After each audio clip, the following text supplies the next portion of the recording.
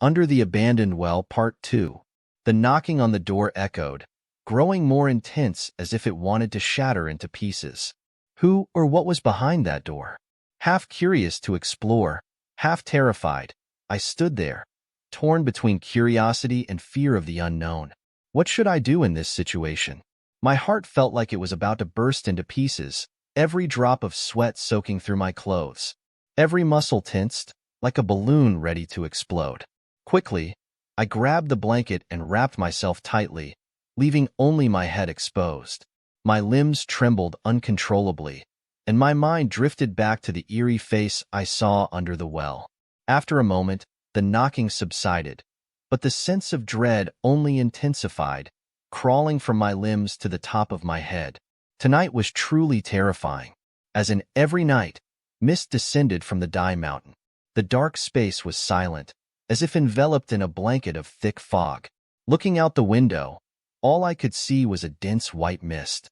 Now, even if there were hundreds of dangers lurking ahead, I couldn't detect them to resist and survive. Suddenly, I realized I hadn't locked the window. Meanwhile, the wind continued to blow, causing it to slam against each other, opening and closing repeatedly. Now, even if there were gold and silver jewels, I wouldn't dare to approach that window. Each thump in my chest reverberated as if tearing through my lungs. My teeth chattered unconsciously. Now, all I wished for was my parents to come home. I didn't need anything else. I didn't want another moment alone in this house. Since childhood, I had never been alone at night like this. I began to regret, then cried, then blamed myself. If only that night I hadn't taken them to that graveyard, hadn't approached that well, then none of this would have happened. If only. The sobs made it impossible for me to speak anymore, tears falling onto my fingers, my eyes now blurred. I continued to question myself, whether I should tell everyone the truth about that night or not. Should I confess my guilt? It was hard to decide. Now I just silently looked out the window, counting each thump against the glass. 1, out, 2, in, 3, out, 4, in. In a flash, a woman, thin and with long black hair, appeared at the window. She stared into the house, her face barely visible through the dense fog. I wanted to scream, but I couldn't. My teeth clenched together. My throat, why was it so stiff? And my limbs, why were they so weak? It seemed like I would have the same fate as those two. I would die. I would be the next victim of that ghost. I could only silently watch her and huddle in the darkness, praying that she wouldn't notice me. Suddenly, she reached her thin arm inside and slammed the wall with a loud thud. The sound shattered the fear inside me. I burst into tears, begging and pleading, clasping my hands together. Please, spare me. I will never come back here again. I promise to make amends. Please spare me. As soon as the plea left my lips, the woman suddenly burst into laughter, shaking her head and speaking loudly. Hey, this guy Nam. Are you crazy? What are you yelling for? Huh? Who ate your flesh? Why are you screaming like that? My son Feo is very sick. I called the doctor to come and he needs candles, so I came to borrow one from you. I'll pay you back tomorrow. In an instant, I regained my composure, wiped the sweat from my forehead and the tears from my eyes. Looking closely at her face, oh, it was just Mrs. Hai Hong from next door, I thought. Exhaling in relief, I quickly invited her inside, then rushed to the kitchen to get candles. She took them and thanked me, saying she would pay back tomorrow. As she left, 3 other people from the house returned, followed by other neighbors in the village. I ran quickly to my mother, hugged her tightly, burying my head in her chest, feeling the warmth I had longed for since earlier. She suddenly said, I didn't buy you any pastry. Why are you coming back to hug me? You should consider yourself lucky I haven't punished you yet for sneaking out. That's already a mercy. Anyway, go inside and sleep early. Tomorrow you'll help your sister clean up the house. I quickly responded in joy. As long as our family is reunited like this, I'm happy. I don't need pastries or fruits. But Mom, please don't make me stay alone like that again. I'm really scared. Mom smiled gently and replied, All right, as long as you don't cause trouble, I won't punish you. But the singing performances this year are too few. They barely last for 3 days before moving elsewhere. It's so boring. Letting out a sigh, she continued. Let's go inside, or you might catch a cold. Truly fortunate. It seems that the warning words were completely wrong. Perhaps everything is ended. It's safe now. But the truth is not like that. This is just the beginning of a series of eerie, mysterious phenomena happening in this wooden house. The sunny day has arrived, bamboo outside the door swaying gently, the rooster crowing in the morning, people laughing and chatting. Everything seemed peaceful, but inside me, it's the complete opposite of the outside world, still full of doubts, worries about last night. Perhaps it's the luck that the heavens have bestowed upon me. The warnings about the two brothers still make me fearful, restless. I don't know when it will truly appear, but if it does, what should I do? I'm tired. I just hope that the night never happened. As they say, an hour's grief at night is worth a year of sorrow. Lost in thought for a moment, my stomach began to growl loudly, indicating I needed to go down to the kitchen. Just as I had eaten a few spoonfuls of porridge, my sister suddenly shouted from behind the house. Nom, come here and look at this. Did you do this? Come out quickly. I rushed out, not knowing what strange thing had happened. What's wrong, sis? I just woke up, eating porridge, and suddenly you called me, so I hurried down here.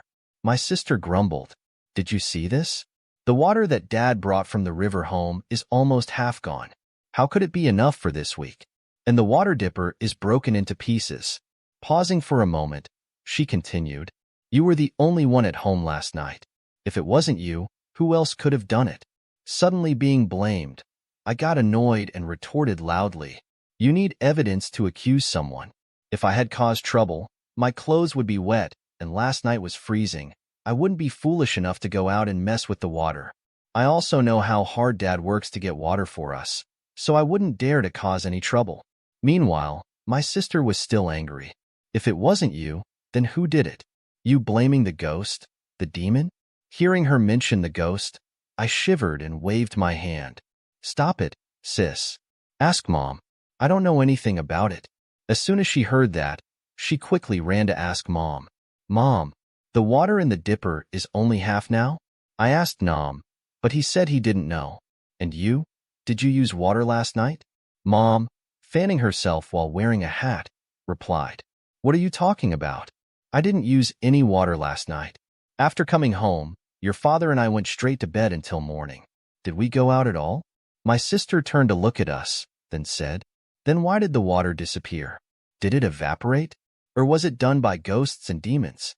Mom squatted down, shaking her head, and examined the water dipper with a lantern. She was shocked. It's indeed strange. It looks like footprints on the rice, as if someone stepped on it. And there's even a scrape mark here. She pointed with the lantern, and my sister, and I looked closely, but couldn't see anything unusual. Then, she lit the lantern again. From that moment on, the lamp didn't go out anymore. It was back to normal. My sister told me to go to the other bed to sleep, and the two of us on this side would cuddle together. I reluctantly ran to the other bed, curling up under the blanket, still trembling with fear. I silently wondered if it had arrived, and if it might be lying on the bed with me. Sweat began to pour out, and I wiped my forehead quickly. Suddenly, there was the sound of bowls and plates breaking under the kitchen. My parents woke up, rushing down to check. My sister and I followed behind, confused. When we reached the kitchen, Mom took the lantern to shine around but didn't see anyone or anything unusual. All that was found on the ground were broken dishes, scattered cold rice, and overturned pots. Mom was angry. Damn it. It's almost Tet, Lunar New Year, and these damn mice are causing so much trouble. Who dares to cook and steal? My dad, however, yawned and said, I don't think it's the mice. Look closely. The rice is crushed, as if someone stepped on it. There's even a footprint mark here. Mom shined the lantern down, and her expression changed. It's indeed strange. It looks like human footprints. Did a thief break into the house? Mom turned to us, asking, Did you two eat or do anything? Tell the truth to your parents. My sister immediately replied, No, Mom. Neither of us did anything. I and Nam have been lying on the bed all this time, and earlier, it was very strange. The lantern in Mom's hand kept turning off by itself. I checked carefully but didn't see anything strange. Dad yawned again and said, "Let's go to sleep. We'll figure it out tomorrow morning." So everyone returned to their beds, and Mom locked the kitchen door and put the key in her pocket. The night gave way to the morning sun, with rays shining through the window cracks straight into our faces. Still in a daze, I opened my eyes and looked up at the ceiling, when suddenly a blurry image appeared. I squinted and looked closely again. It was a painting. No, it was the very well from that fateful night. With all my strength, I screamed, "Ah, everyone, help me. Ah, Everyone immediately rushed to my bed. Mom hugged me, reassuringly asking, "What's wrong, dear? Why are you screaming like that? Your parents are here, don't be afraid." I mumbled, "Mom, look, up, up at the ceiling." Following my words, everyone looked up at the ceiling, all staring in astonishment. My sister screamed in panic. When did that painting appear? Who could have painted it so high up? Who did this? At this point, I couldn't bear these strange events anymore, and I decided to recount the entire story of that night to everyone. After finishing my story, my dad angrily scolded, "I don't believe in ghosts or demons. This must be the work of humans. I've lived for 40 to 50 years and have never encountered anything like this." However, my mom and sister were completely opposite to my dad, both believing in what I said. My mom recounted, recalling an incident when my sister was only 10 years old. "Back then, your father and I were invited by relatives to attend a memorial service, which took us a day and a night to reach. So only your sister and I were home alone. Then suddenly, your sister fell ill. I had to carry her and run to the village shaman's house. The road was just like you described, dark and foggy." She pursed her lips, took a deep breath, and continued, "The path to his house passed by that graveyard. When I got there, I was exhausted, so we had to walk slowly. Then suddenly, on that well, a girl in a white dress with long black hair was sitting on the edge of the well, crying bitterly. I was terrified, so I grabbed your sister and ran away without looking back. We didn't dare to return until morning." I asked in shock, "What should we do now, Mom? I don't want to die." Mom comforted me and said, "Don't worry, I'll protect you no matter what. Let's go see Grandma. She's been living here for a long time and might be able to help." I followed my mom's advice, quickly running up to Grandma's field. Then I told her everything from beginning to end. After listening to the story, Grandma sighed, looking tired, and said, "When you asked about that well, I already suspected that something was wrong. And indeed, it's true. But don't worry too much. I have a friend who is an old exorcist. He's very skilled and can surely dispel this calamity." At noon, an old man with gray hair and a slender figure, carrying a large bag, appeared. He must have been the same age as my grandma. As soon as he saw me, he went straight to the point. "Are you Nam? I've heard the whole story from the villagers. If it's really a demonic disturbance, then this might be very dangerous. But with 30 years of practicing exorcism, dealing with countless evil spirits, I don't think it will be too difficult." Just as he took a sip of tea, he narrowed his eyes and sternly said, "I can feel the negative energy in your house. It's very dense. If we don't act quickly, the consequences will be unpredictable." I bowed my head and said, "Can we do it tonight, sir?" He quickly replied, "Definitely tonight. Me, you, your sister, and your mom. We'll all go to that well together."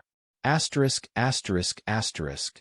Once again, darkness enveloped the area. The moon tonight was unusually bright. After dinner, my mom, sister, the exorcist, and I set off for the graveyard. As soon as we set foot on that road, the eerie, terrifying feeling from before returned, but now it was even more frightening. Every thorn bush, clump of trees, and hiding place of those two brothers was still there, and the bamboo cage where they were imprisoned. Finally, we arrived at our destination. Since the shaman had come here in the morning to inspect the area, the path was clear and easy to follow. He led us further to a clump of bamboo nearby. Beneath that large clump of bamboo was a small cave leading into the cemetery. The four of us hesitantly crawled through. And now, the ritual truly began. The shaman reached into his bag, pulling out various items. First, he lit 3 incense sticks and deeply inserted them into the ground. Next, he took a cup filled with dog blood and squid ink, pouring it into a jar of rice wine and stirring it with his hand. Once finished, he took 2 bamboo leaves from his bag and dipped them into the mixture. Then, he turned to us and instructed us to stand together in a circle, then bent down to pick up a branch to draw a circle, silently chanting a powerful incantation. He stared intently at us and said, "This is a protective circle. I will imbue it with magical power.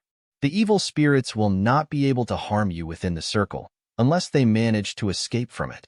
The consequences will be dire." After issuing the warning, the ritual continued. He dipped his hand into the bag, taking out a bag of rice mixed with salt. Then he took the rice wine jar from earlier, pouring it around the mouth of the well, then scattered the rice and salt around the area where the wine had been poured. Then he took 3 steps back, raised the 3 incense sticks that he had planted earlier, and loudly recited terrifying incantations. After finishing the incantation, he approached us again, speaking with a terrifying tone. "Quickly take these 2 leaves and place them on your eyes. Let the water soak into your eyes. Then you will quickly see things that you rarely see." Yes, we obeyed the old man's words, one by one taking the 2 bamboo leaves to cover our eyes, then closing our eyes, waiting for him to finish the ritual before we could open them again. He shouted loudly, "Os espíritos, demons, quickly manifest yourselves. Come forth so that I may see your faces." Hearing him summoning the spirits, I wanted to cry out of fear. My nerves were as tense as guitar strings, easily snapping at any moment. Now I wanted to die, to escape this eerie atmosphere. The wind. It was back again. The chilling wind in this place rose up once more. Dust began to swirl, each particle clinging to our hair. The mango and jackfruit trees swayed violently in the wind, the bamboo making a mournful, eerie sound. The wind grew stronger, as if a storm was about to sweep everything away. The 3 of us could only cling to each other for comfort. The old man began to shout, "Now the spirits have arrived. Quickly open your eyes and see." Following his instructions, we opened our eyes. I hadn't fully opened mine when my sister and mother exclaimed loudly, "Oh my God! Ghosts! Ghosts over there! It's terrifying, dear sir." Just hearing them made me feel like wetting my pants. Now if I opened my eyes, I didn't know what would happen. Finally, I couldn't resist the curiosity any longer. Slowly, I began to open my eyes. Indeed, this wine was very effective. Before me now were hundreds of ghosts, spirits appearing. Some sat on mango trees, some were hanging from nooses, their hair swaying in the wind. Others wandered around their graves, while some wandered off into the mist beyond. None of them had intact bodies, either missing heads or limbs.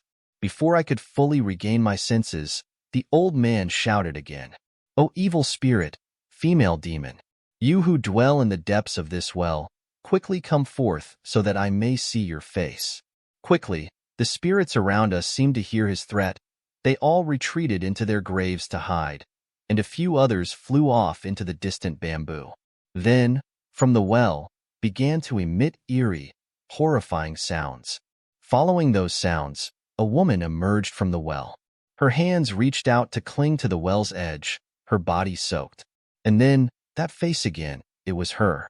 The cold, desolate, mournful look emanated from her once more. She climbed out of the well without any hesitation.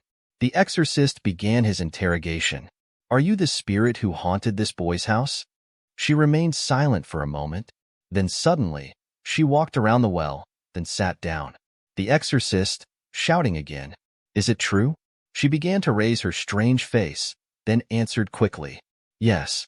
He continued to inquire, "Why did you haunt this boy, and why did you kill 2 other children? Your crimes deserve severe punishment." She lowered her head to the ground, then spoke, "I only caused strange occurrences in the boy's house, nothing more. The deaths of the 2 children were caused by someone else." The exorcist laughed scornfully, firmly stating, "I have defeated many ghosts and demons before. They all claim innocence, blaming others. Therefore, I do not believe you." The female ghost bowed down to the ground, then pleaded desperately. No, please believe me. I caused disturbances in the boy's house only to attract his attention, hoping he would come here to help with this matter. As for the 2 deaths, I know exactly who the culprit is. She prostrated herself on the ground, then continued, and it was he who killed me years ago. It was he who made my soul unable to escape, forever trapped here. The exorcist, in astonishment, asked, What do you mean? The deaths of 2 others were caused by someone else, right? I don't believe it. Do you have any evidence to prove your words? She quickly replied, Yes, I do. On his left ear, a piece was bitten off by me years ago. While the exorcist was puzzled, my mother suddenly intervened, speaking to the exorcist. Sir, what she said is true. In this village, only one person has such an injury. That is the village chief, Namgu. The exorcist, bewildered, asked, Can you tell the whole story clearly for me? She nodded in agreement. The story goes like this, sir. 30 years ago, I worked as a servant in his house. At that time, I was the most beautiful girl in the village. All the young men in and out of the village admired me. Then came the fateful moonlit night. He raped me, made me pregnant, and the pregnancy grew larger every day. Finally, my parents found out and kicked me out. Then they said, If you die, die. Don't let me see your face again, or else I'll shave your head and throw you into the river. You're a disgraceful woman. I was afraid of dying, so I ran to his house. He immediately dragged me into a room and locked the door. From his hand, he took out a shiny knife and said, You must die. If you reveal this secret, then I'll have to go to jail. You must die, my child. He chased me around the room, and because it was dark, I couldn't see where to go, so I stumbled. He lunged at me and stabbed me fatally in the stomach, and I only managed to bite his ear before he pushed me into a rock and sank me to the bottom of the well. A few weeks later, he came back with another bald-faced priest, and he risked his life to dive into the well and pull my bones up. And the priest put me in a jar and cast a spell, making me stay here until now, unable to be reincarnated. Please help me, sir. After she finished her story, she continued crying. She looked no different from a normal human being. And the old man, he was puzzled, not knowing how to act, because Mr. Namgu was known to be kind, honest, often going to the temple to help the poor. How could he be a murderer, responsible for 3 deaths? He doubted and hesitated, then said, All right, I will help investigate. If it's true, I will report to the authorities to arrest him, but if it's false, don't blame me for being cruel. She cried out, Yes, yes, sir. I'm willing to sacrifice my life to ensure it. Please help me escape from this fate. All of us went home with deep anxiety. The teacher spoke again. Now what should we do? How do we catch someone over an incident that happened 30 years ago, based only on the words of a ghost? I've also made a promise to her. What a dilemma. Suddenly, a plan popped into my head, and I was sure it would succeed. Excitedly, I said to the teacher, Sir, I have a plan. As long as we're meticulous and careful, everything will become clear. The teacher nodded in agreement. Yes, let's follow